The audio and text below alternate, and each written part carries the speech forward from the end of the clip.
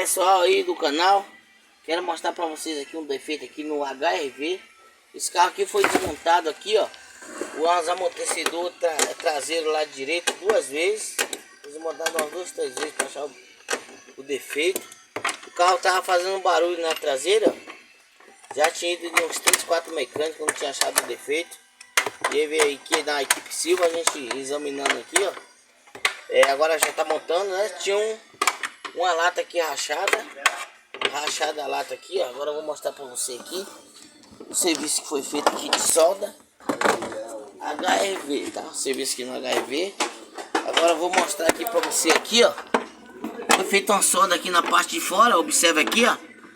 Aqui tava rachado aqui, então quando andava com o carro, a traseira torcia aqui e essa lata aqui fazia um barulho, entendeu? Então foi feita aqui uma solda, né? Solda amiga aqui pela parte de fora. E o defeito aqui tá resolvido, né?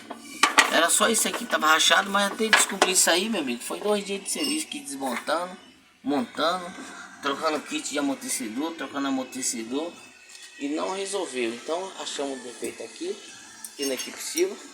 O HR-V, né? HR-V com defeito de barulho aí. Então é isso aí, beleza?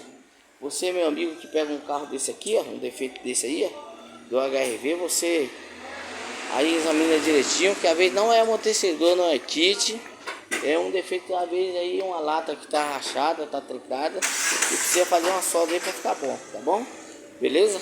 É isso aí, se inscreva no canal, compartilha aí, tá? Aguarde mais vídeo aí, valeu? Uma boa tarde, um bom final de semana pra você, até mais, valeu? Se inscreva no canal aí, tá bom, meu querido? Valeu, um abraço.